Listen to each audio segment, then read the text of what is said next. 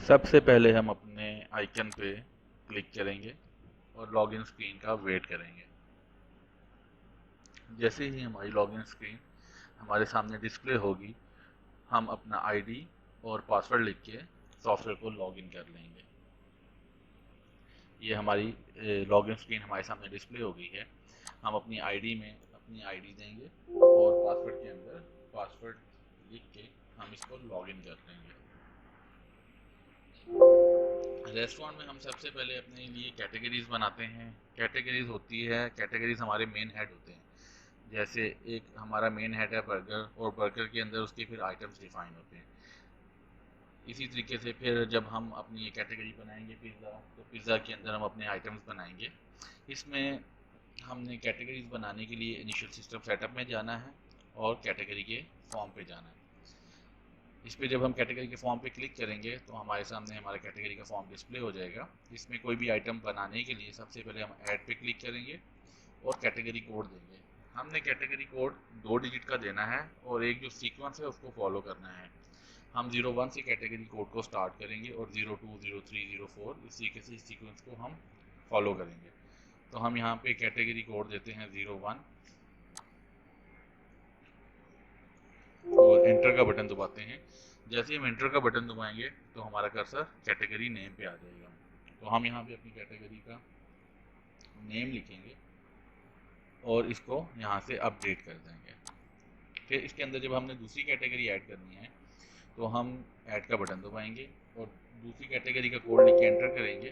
वो item category name पे आ जाएगा और हमने यहाँ पे कैटेगरी का नेम लिख के अपडेट का बटन दबा देना है। तो हमने जितनी भी कैटेगरीज बनानी है वो इसी तरीके से हमने बनानी है। जब हमने नई कोई कैटेगरी बनानी है तो हम कैटेगरी के फॉर्म में आएंगे, ऐड का बटन दबाएंगे, कैटेगरी का कोड लिखेंगे 03 और उसका नाम लिख के उसको अपडेट कर देंगे। जो भी चीज़ हम सेव करेंगे यहाँ पे हमारे सामने वो डिस्प्ले हो रही होगी। फाइंड में जाके किसी कैटेगरी को हमने सर्च करना है तो हम यहाँ पे इसको सर्च कर सकते हैं। ये सारी चीज़ें इस तरीके से हमारे पास डिस्प्ले हो जाती हैं। अब ये मैंने बर्गर के स्पेलिंग गलत लिख दिए थे, तो मैं यहाँ पे बर्गर पे डबल क्लिक करूँगा और एडिट करूँगा और मैं इसकी स्पेलिंग ठीक कर दूँगा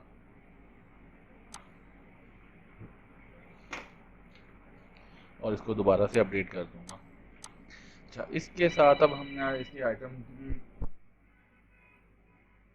आइटम्स बनाने हैं। उसके लिए हम आइटम फाइल में जाएंगे। आइटम फाइल में इसका भी सेम प्रोसीजर है। जैसे ही हमने कोई नया आइटम ऐड करना है तो हम ऐड का बटन दबाएंगे। अब हमने इसमें एक चीज़ का ख्याल रखना है, अगर तो हम बर्गर की कैटेगरी का आइटम बना रहे हैं तो पहले 2 कोड हमने कैटेगरी के कोड लेने हैं और उसके आगे 2 कोड फिर हमें सीक्वेंस लेना है आइटम कोड के।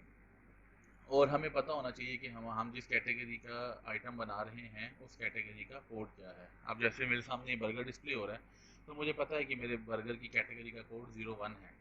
तो मैं यहाँ पे 01 दे दूंगा और 01 में आइटम कोड दूंगा और 2 दफ़ा एंटर करूँगा तो मेरा कर्सर डिस्क्रिप्शन पे आ जाएगा। यहाँ पे मैंने आइटम का नाम देना है, जैसे चिकन बर्गर है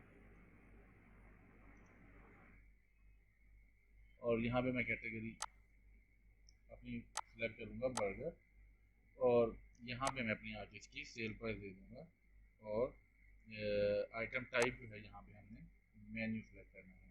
मेन्यू हमने क्यों सेलेक्ट करना है, क्योंकि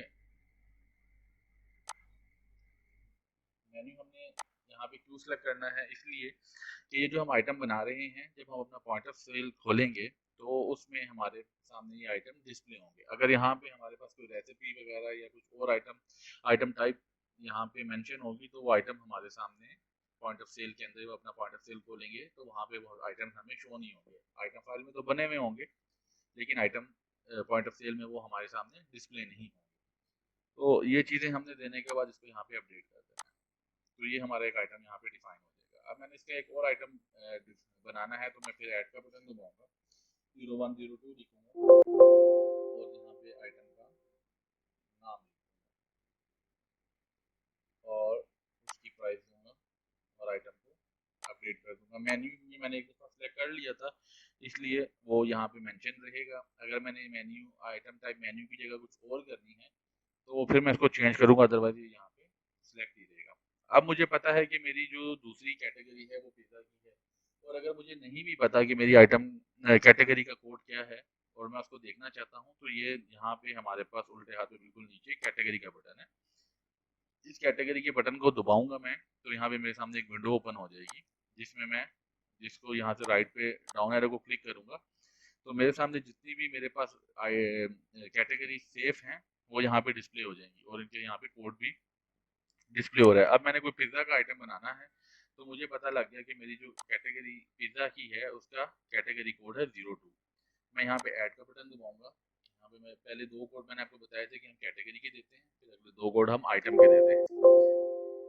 यहाँ पे मैं लिख देता हूँ बारबेक्यू पिज़्ज़ा 6 इंच, और जब फिर एंटर करूँगा मैं यहाँ पे कैटेगरी कोड 02 दूंगा, क्योंकि ये मैं पिज़्ज़ा का आइटम बना रहा हूँ। तो मेरे यहाँ पे जिस जिस कैटेगरी का मैं आइटम बना रहा हूँ, कैटेगरी में वो कैटेगरी सिलेक्ट होनी चाहिए, और यहाँ पे मैं पिज़्ज़ा की प्राइस दे के इसको अपडेट कर दूंगा। अब मैंने पिज़्ज़ा में एक और आइटम बनाना है, तो मैं दोबारा ऐड का बटन दबाऊंगा। 02 मेरे पिज़्ज़ा कैटेगरी का कोड है और 02 आइटम का कोड है। यहाँ मैं बनाता हूँ बारबेक्यू पिज़्ज़ा 9 इंच, और इसकी मैं प्राइस लिख के इसको अपडेट कर देता हूँ। अब मैंने मेरे पास मुझे पता है कि मैंने दो कैटेगरीज बनाई हुई थी, तो मैंने उनके दो आइटम बना दिया। मैंने कोई नई कैटेगरी बनानी है, तो मैं उसके लिए यहाँ से आइटम फाइल को बंद करके कैटेगरी के फॉर्म में नहीं जाऊँगा, बल्कि इसी फॉर्म में रहते हुए यहाँ पे हमने इसके लिंक दिए हुए हैं, हम कैटेगरी के फॉर्म को ओपन करके और उसमें कैटेगरीज डिफाइन कर लेंगे। अब जैसे मैं एक कॉफ़ी का एक आइटम बनाता हूँ, मैं यहाँ से ऐड करूँगा। मुझे पता है कि मैंने जो अपने नेक्स्ट कैटेगरी का कोड बनाना है वो 03 बनाना है, तो मैं यहाँ से 0301 लिखूँगा और यहाँ पे लिखूँगा कोल्ड कॉफ़ी, और ये कैटेगरी के सामने हमने ये लिंक दिया हुआ है। इस बटन को हम प्रेस करेंगे तो ये कैटेगरी का फॉर्म हमारे सामने ओपन हो जाएगा। हम ऐड करेंगे 03 लिखेंगे और यहाँ पे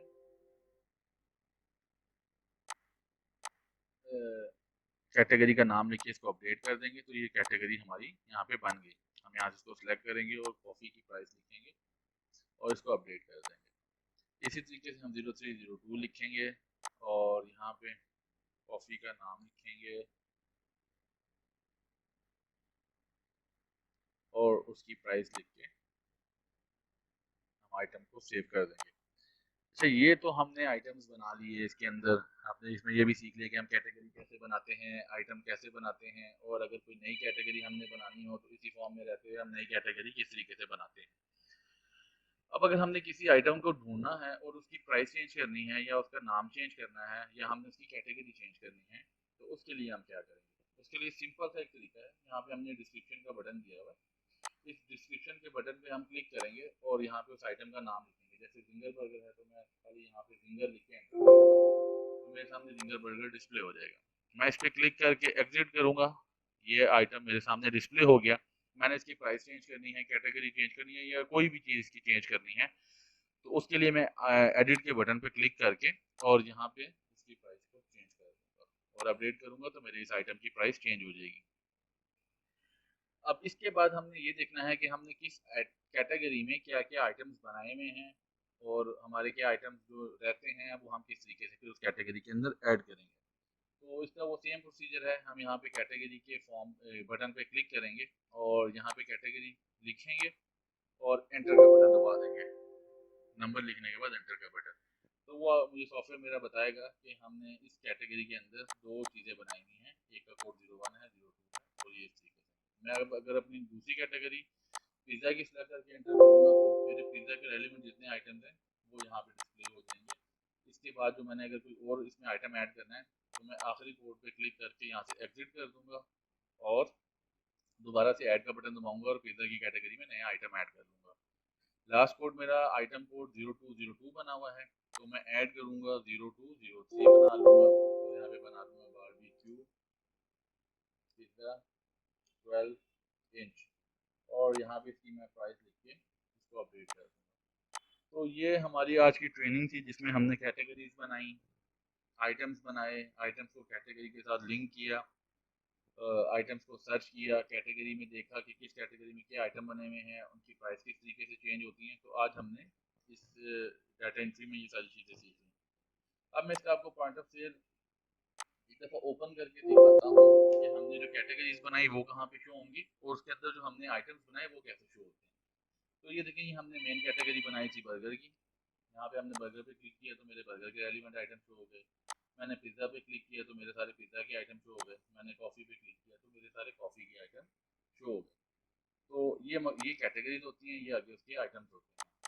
तो अगली वीडियो में हम बताएंगे कि हम जो रेस्टोरेंट क्या है इसकी बिलिंग किस तरीके से करते हैं।